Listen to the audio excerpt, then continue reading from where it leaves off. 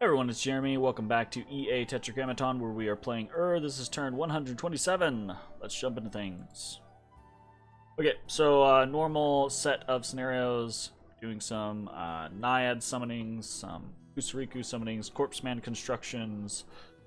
We did a salvo of flames from the sky this turn, killing 59 units in Raphabolia, killing 52 units in Raphabolia, and killing 33 units in Raphabolia. So that's pretty good. That's pretty good. Most of those are going to be chaff.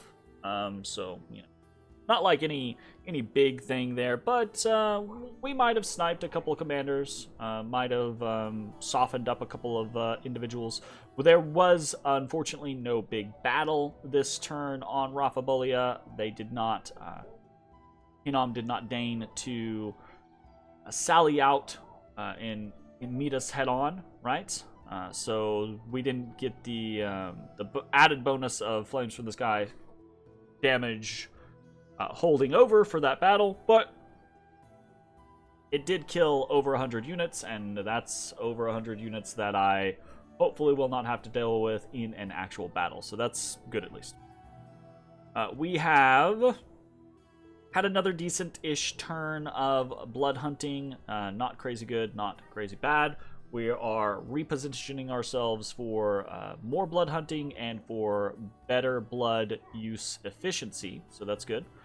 Our god was attacked, and hopefully he doesn't die, because I really would like for him to be involved in this battle. Okie dokie, it is a Mind Slime Horror. Bunch of high attack, low-ish damage, but armor piercing.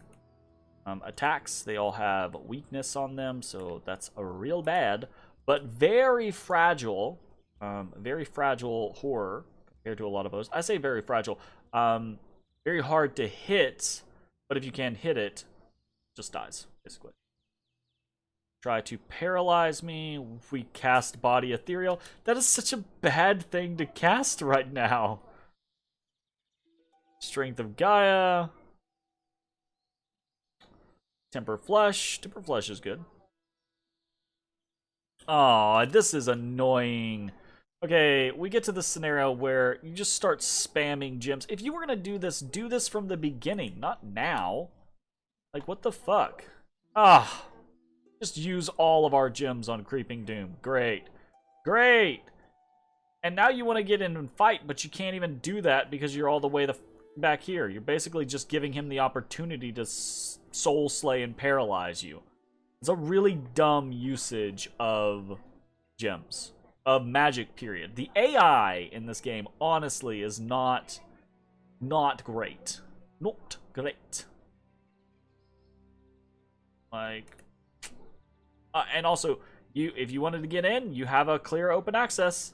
Multiple units could be attacking this thing that aren't attacking it because they won't move into the open squares.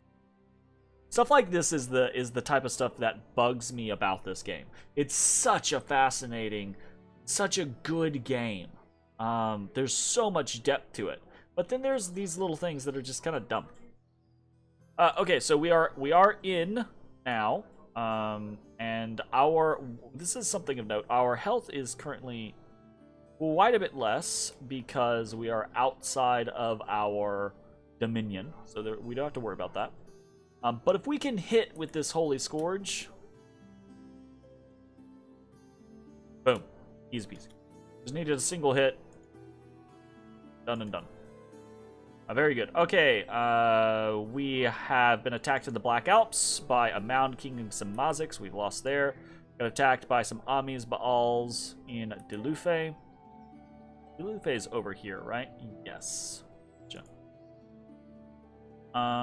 We've taken control of Raphabolia. We've taken control of Halimar. We witnessed a fight between some Amis and a Horite Shaman against a whole host of undead. And this is kind of interesting to see this many undead lose against just a Horite Shaman. So let's watch this.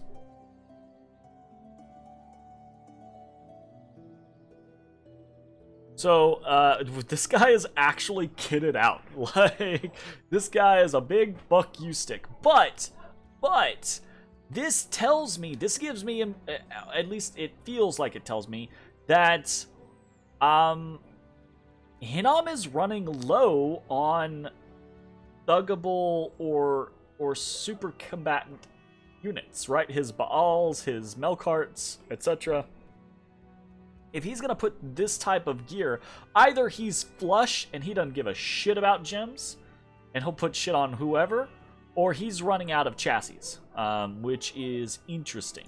So we've actually got a bit of a fluffer here and a Horite Shaman that is all, you know, kitted out. The body ethereal, summon earth power, personal regeneration, luck, temper flesh, where you can get like an iron skin. Iron skin, boost his protection up to 30. Now this guy is stacked with luck, with ethereal, with temper flesh, with regeneration, high regeneration, right? Susceptible to shock, but that's not going to matter. And he's going to be able to, with a firebrand, he's going to be able to decimate guys. Just not even a competition. Of course, we've seen that already, but that's interesting. I do think it's very interesting. This doesn't smack of desperation or anything like that, but I do think this shows that we are slowly but surely whittling Hinam down. We've taken Range of Shadow, we've taken Ross, we've taken Saedica. There was a battle in Murius, a Baal, a Shaman, and some Wyverns. Nice little attack team. And then we have some events. We got a gold event in Operi. A peasant's goose has laid several eggs of gold. Interesting. We have gotten another gold event in Tenera. This is actually really nice. Then we got discovered in Deep Wagor and attacked. Easy. Rafabuli has been breached. And then this is something I don't understand, and I honestly am a little annoyed by. We'll just see what happens. But our troops in Rafabolia are starving due to lack of supplies. So let's just go ahead and check on Rafabolia. Rafabolia is the big one this turn. So supplies are 67, supply usage is 56. But somehow we are starving. That being said, though, I have checked. Watch me, I'm going to do it and it's immediately going to find someone. I have checked repeatedly throughout, right, and found no individual unit that is actually starving. You know? So, I don't know if that's just, like, a bogus statement from the AI or what. I have no idea, but I've seen nothing that actually shows a person starving. And I don't know how we would be starving in this scenario. So that's that. We'll go ahead and just talk about it. Rafabuli is the biggest thing this turn. We'll just talk about it. We are storming the castle this turn. And I went back and forth on this a lot. My gut instinct tells me this is a bad idea. My gut instinct tells me we're going to lose. That this is going to be... that we're either going to get gym baited, and then the fight is going to get fucked up in the actual castle, and we're going to lose that way. Or even if we don't get gym baited, I have this sneaking suspicion we're going to get into the castle, we're going to get into a big fight. Things are going to be okay, and then we're either going to... we're probably going to grind out at the gate and be unable to win. And then we'll flee, we'll rout. Or we'll get morale bombed again and we'll just break. Just break. I am hoping that that is not the case. I think that it is going to be, and so you might ask, then why are you taking the fight? Because again, this game has gone on forever, and if I don't take fights, if I don't try to actually do real lasting damage to Hinam, then it's going to continue to go on forever. Even if we win here, and this is the impetus for crushing Hinam over the course of the next 10 to 15 turns, right? this is still probably, this game could go to turn 150. Because then it's going to turn into a slugfest between Lanka and I. Maybe Lanka will just, like, blow me out of the water and it'll be really quick. But I don't think that that's going to be the case. I think the scenario is going to be us just smashing each other for months, right? Like, this game goes to, like, turn 200. It's absurd. And if I lose here, it could very well, this could be a massive setback. But the hope is that I am going to be able to win, first of all. If I don't, the hope is that I just do a shit ton of damage to Hinnom, and that I am able to recover because I have a big-ass empire, and Hinnom is not able to recover because he has a very, very tiny territory. That's kind of the hope that we're banking on. I say hope that we're banking on. We are actually also changing up what we are doing. One, I have amassed gems all over my forces in an effort to prevent us from failing should we be gem baited. I'm probably going to be doing a little bit more of it on some of the most important ones. We'll see how it goes. That is option one, is we're trying to prevent ourselves from losing should we be gem baited.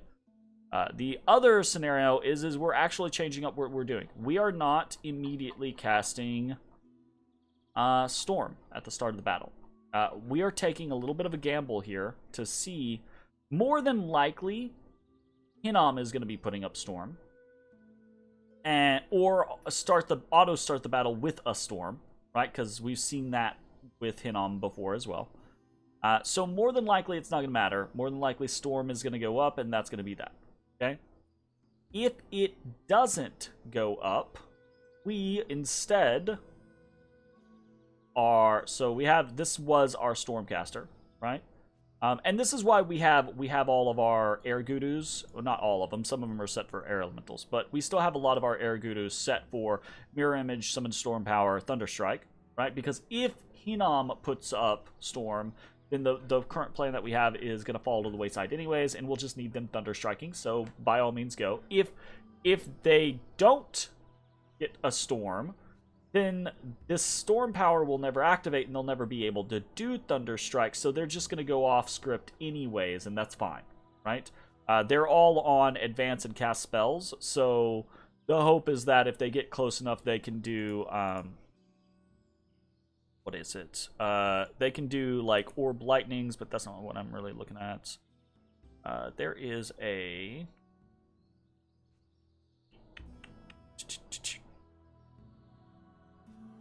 Maybe it is Orb?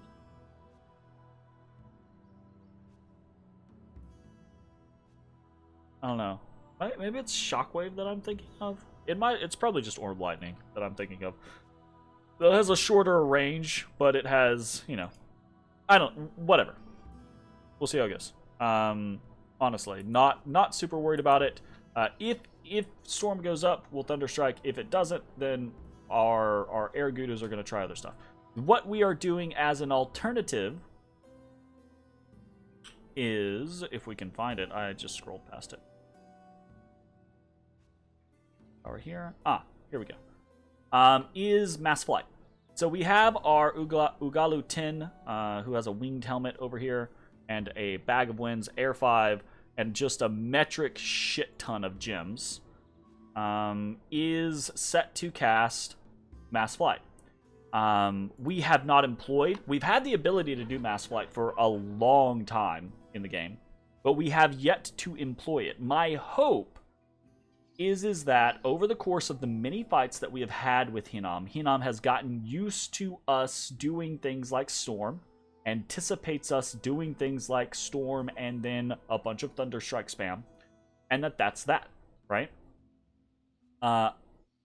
If that is what happens, right, and Hinnom doesn't put up their own Storm, doesn't do anything kind of like in response to that, then Mass Flight could be a very big surprise. We have a massive amount of units here. I do actually want to make sure that we put these guys on. Okay, they are on hold and attack rear. And we're going to have a mixture of hold and attack closest. We're going to have a mixture of hold and attack rear. So that if mass flight goes off and Storm does not, and we are able to fly, we've got a lot of people. The hope is basically to envelop him. We have close to 800 units here, compared to an estimation was around 450 of his units, and that was before we killed 100 of them this turn with flames from the sky, right? So the hope is that we can envelop his formation past his walls, not get stuck in the choke points, and obliterate the army here. Don't know that that's going to be the case. Probably isn't going to be the case. There's probably going to be a storm at the very start of it, in which case mass flight is going to be wasted. Okay, fine, whatever. It's only 2 air gems. We'll get out of Fog Warriors. We'll get out of Mists of Deception, potentially, depending on whether or not we get gem baited or not. We'll have some air elementals mixing up in the background anyways. We will have Thunder Strikes at that point out the wazoo. And we'll just cross our fingers and hope that everything is going to work out. And that's pretty much it. So that's the only real thing that's changing, is we added a lot of gems to avoid gem baiting, and we're hoping to not get fucked. Another thing that we are doing is we are repositioning Flame 10, and we are repositioning Flame 3. We are holding in place with Pyroflogos. The reason why we want to reposition Flame 3 and Flame 10, because we want to get closer to White Forest to be able to start doing flames from the sky on White Forest. That's going to take a couple turns, but we want to remain in range of Raphabolia. If we lose this fight, or if an army comes in that is reinforcing, then we want to be able to nuke those armies. Or if we lose this fight and we're dispersed, we want to be able to drop a bunch of flames from the sky on Raphabolia in response, right? Just do a whole bunch of damage that way and hopefully help mitigate the losses as he comes out to kind of like chase us down. So that's the idea. We are continuing to raid in directions that we have been doing, right? We're going to raid into Witch Haven. We're going to raid back into Delufe. And then you can see here in Searica, this is the other big thing that we're doing this turn, kind of, is we're pulling back, right? We feinted towards Realm of Silence. He came back real fucking quick. I don't know if all of this was just waiting here. I know some of it was in Searica. I think some of it was in Range of Shadows. I don't know if he has moved it elsewhere, but I mean, obviously he's moved it elsewhere, but I mean, I don't know where he went or what the plan was. But it looks like, you know, he was like, okay, nope, gotta pull back, gotta defend the throne, gotta defend Realm of Silence, which is fine. We don't have to take this battle. I'm hopeful about Raphabolia. I'm not hopeful about this. I think this would be a huge loss. So we're going to go ahead and just pull back into Geisha. Geda? I don't know. And probably then back to Pangaea, where we are continuing to summon naiads and corpse constructs, etc., etc. So we'll continue to build up forces in Pangaea, and that'll be that. That'll be fine. We are summoning forces of shadow over in Halbathria. We probably won't be doing this for a very long time. I just figured it was something nice to do to maybe give us a little bit of extra oomph here in Halbathria. We are entering this Temple of Darkness to continuously get Shadow Soldiers and Shades. Hopefully that'll pay off over the course of the next 10 to 15 turns as an easy way to defend Halbathria. We're building a temple in Halbathria, building a temple in Pugria, building a temple in Dershid. We're actually recruiting some things, not much, but recruiting some things over here. A Gudu and a Mushushu in Gudu in Pangaea. Right, we're starting to actually grow our income somewhat again. which is good. We didn't have enough for a temple in Olentova this turn, but we will probably put down a temple in Olentova next turn. And we are starting up a city palisades in Delka. This is risky. We could absolutely get popped here. But it is what it is. I think Delka's a pretty good choke point for us to put a palisades in. I would have liked to have had one here many turns ago, but we've been distracted doing other stuff. Our palisades in Rim Mountains goes up in 2 turns. Also, there is there's no Arcane Nexus anymore. So this is kind of like big news. I don't think it's gonna remain big news though. I think Hinnom's probably just gonna put it back up immediately. But who knows? Maybe Hinnom can't put it back up immediately. I guess we should talk about that. So Hinnom tried to wish. We've seen that golem with the harmonica bouncing around here or there that Lanka has. Hinnom tried to wish for the harmonica, but messed up the wish. Wishes are very dangerous. You have to be very precise with your wishes. That's one of the reasons why I'm not like, I'll do it one day, or I'll mess around with it on occasion in like single player. But in a multiplayer game, wishing is sketch to me because you can screw up real bad, and if you do, your person can die. And that happens to be the case. In this case, Hinnom wished for the harmonica, messed up the wish, and got killed. Got that caster killed, and that caster was their Arcane Nexus caster. That was their big wisher. I'm assuming that was wishing every freaking turn. Would be my assumption. So that is a big deal. We are. I'm kind of skipping things here. All of these movements are just moving around elders for boosting up province defense, or we're moving these units over towards Kailasa in order to defend that front. None of the rest of these movements are super interesting movements, okay? They're all either immortals going out to the front or me just positioning elders for defense. Oh, aside from these, right, we're sending Vampire 19 and Im Fiend 1 up to Silver Fangs to take advantage of the Shattered Throne magic bonus, right? And Vamp Lord 19 can't make it there in 1 turn because of his Fiends of Darkness only having 20 move speed, whereas our Mound Fiend boy can. So that's why there's 1 going to Old Man Mountains and 1 going to Monarch Woods. So back to what we were doing, right?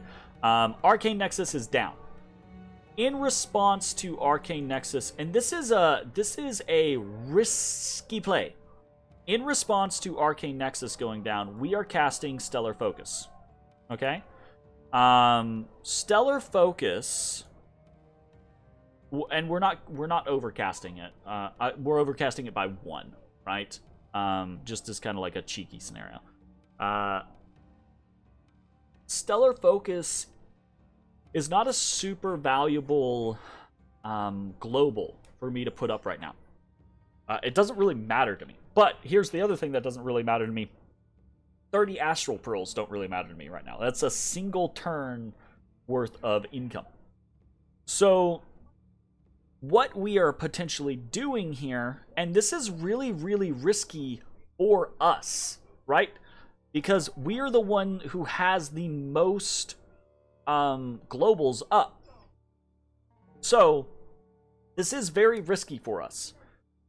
However, if we luck out, globals going up is randomized. The order of them going up is randomized. If we get lucky, right? If we don't get lucky and he puts up Arcane Nexus before we put up Stellar Focus, then our Stellar Focus is going to go up with 1 extra gem, and it's going to bounce off of whatever it gets pitted against. Whatever, no big deal, it's fine. Not really worried about it, okay? But if our Stellar Focus goes up before the Arcane Nexus goes up, when he casts Arcane Nexus, it's going to be randomly rolled on what global enchantment it replaces, and that, so again, this is why it's super risky for us, because it's going to be up a 4 out of 7 chance that it'll be against us, right? But our Mother Oak, our Galegate, and our Maelstrom have a fair amount of gems into it. So if he's got enough gems to overcast it so hard, which he probably does, but that's going to be a lot of gems that he'll have to dump into that, which means that's a lot of gems that he's not using right now on something else. Gems he's not using on Wishing, right? Etc., etc., right? So there are pros and cons to this situation. There's also the chance that he dispels his own gift of health, right? Or he dispels Well of Misery, which would be great for us. Or he dispels Ghost Ship Armada, which would be perfectly fine. And even in the event that he dispels something like Mother Oak, that's okay. It's annoying, but it's okay, right? If he dispels Stellar Focus, I don't give a shit, whatever, right? If he dispelled Galegate or Maelstrom, that would hurt, but it wouldn't be the end of the world. It would be all right, right? So it's a long shot. It's probably not going to work. But there is the chance that if we are successful, if we get that global up first, then, and this is predicated on my understanding of the randomized ritual order and how that works. I could be completely wrong, right? But in theory, if we are successful, we could mess with Hinam's ability to put this global back up and hurt them, give ourselves a little bit of a boon, maybe hurt an enemy, etc., etc., right? Then there's also the possibility that Hinam doesn't put up Arcane Nexus, and Lanka and Relay, which Relay's not really playing anymore, I think, at this point. Lanka and Relay just don't put up anything, right? So we just get a free Stellar Focus, which is kind of like, alright, it's not really something that I'm like, woohoo about, but hey, it's 5 Astral Pearls per turn. Great, let's do it, you know? So I think it is a gamble that is worthwhile in some way, shape, form, or fashion. I don't think it's going to pan out for us, but at the end of the day, it's kind of whatever. Okay, is there anything else super interesting that we are doing this turn? I don't think so. We're continuing to forge Crowns of Command. We're continuing to forge hunting horns. We're continuing to forge some bags of wine. We are continuing to summon more Kusarikus. We are forging... this is something that we're going to start doing. Not a lot, but this is something that we're going to start doing. We were doing our Black Bows of Bolthof, right? Which I think are okay. But in preparation of fighting Lanka, we are going to start just a few at a time for right now. We're going to start forging Just Men's Crosses. And just so that you can see what those are, this is a Just Man's Cross. It is a armor-piercing crossbow weapon that does 12 magic-piercing damage. And it is ×3 damage versus undead or demons. It does add some of the wielder's strengths. And it has a decently high range. I don't think this is going to be a super useful weapon, but there are like, I have a fair amount of galas, which aren't super useful in combat. I can throw an Eye of Aiming on them. I can throw a Just Man's Cross, and if I have 8 to 10 galas in a army that are firing these Just Man Crosses with a demon cleansing up, right? It's possible that they could hit something like a Rakshasa or a Raksharaja, and they could potentially one-shot the thing. Like, absolutely. It's unlikely, but it's possible. And you throw in something like Wind Guide. I wouldn't necessarily even have to do Wind Guide. Like, these galas can put up like Eagle Vision on their own, so they could do that. Our Bless actually has Precision +3 in it. So like our galas, just for example, our galas already have they have 10 base precision, but a lot of our galas are very, very old. they've been around for a lot of turns, so they have a lot of experience pips. So they have like +3 experience. They get a Divine Blessing. They're going to go up another 3. So if we were to throw something like an Eye of Aiming on them, they would be, what is it? You get a bonus and a malice, right, for Eye of Aiming? Because it's not just the... Yeah, you get lost an eye. So you lose 3 precision because you lose an eye, but you gain 8 precision. So you gain a net of 5. So if we were sitting at 16 and our Galas got Eyes of Aiming, that's another 5. So they're sitting at what? 21. You get something like Eagle Vision or Wind Guide is, I think, +4. So that's like 25 precision. That's not bad. Adjust Man's Cross, I think, has precision 4. So that's 29 precision. That's a pretty precise weapon, honestly. Now, it's very likely that they have the global air shield up, right? Or battlefield air shield. I can never remember the name of that damn thing. It's not Wind Guide. It's what is it called? Every time. It's enchantment, right? Aerofend. Yeah. So, I mean, Lanka has a lot of air magic. The idea of them not having Aerofend up is just, why wouldn't they? But even with Aerofend up, it's only an 80% chance to negate. That means occasionally some of those bolts are going to go through, and they could just pop. We don't have a lot of other things that we're doing, so I'm basically just kind of like reaching for options here. Because we've got a fair number of Galas. Like, just thinking here in we've got probably 10 Galas or so. And this could be useful not just for the Galas. This could be useful for Crystal Sorceresses, if we wanted to do, or Lizard Shamans, if we wanted to do something like a small communion, and then cast a couple spells with that communion, and then just fire, right? So we're not burning through the communion. We could do that type of stuff. We got a lot of options. So that is something that we're doing. Just Man's Cross. We're swapping basically from the Bow of Boltov over to Just Man's Cross and Eye of Aiming.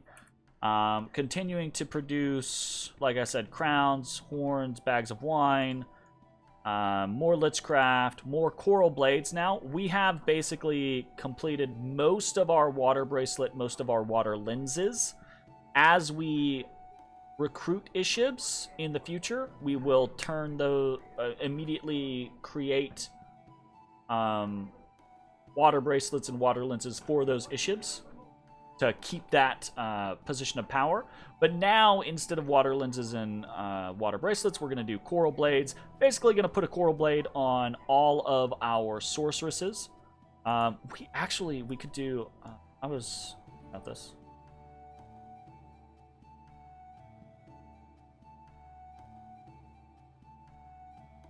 So Demon Bane is another option that we could do. Instead of Coral Blades, we could put Demon Banes on some people.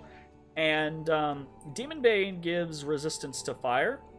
So Demon Bane is actually pretty good as well. In fact, I think it's... The only thing is it's slightly less HP. But it's fire defense, and it's... The downside is it takes 2 hands. So if I wanted to do something else with their other hand, but that's the thing. I don't think I care about it, right? And it does actually do times 2 damage versus demons. You know what? I should be doing Demon Banes instead of Coral Blades. I think I'm doing a couple of Coral Blades. Anything else? I'm doing a whole shit ton of Coral Blades, actually. We are summoning more Ugalus. I think we're summoning an Ugalu here in I think we might also be summoning an Ugalu in Trackless Wastes. For the intention of having... No, we're making a winged helmet. So we have 3 Ugalus over here. So basically what we're trying to do is we're trying to We're getting it to where we want to have 2 Oogalus with every big army, and we want those Oogalus to have a winged helmet and an endless bag of wind. This is going to take us several turns to get there and cost us a shit ton of air gems. So, like, Galegate being the one that we lose will probably be the one that hurts the most. So hopefully we don't lose Galegate, but we'll see, right? If we do, we do. It's fine.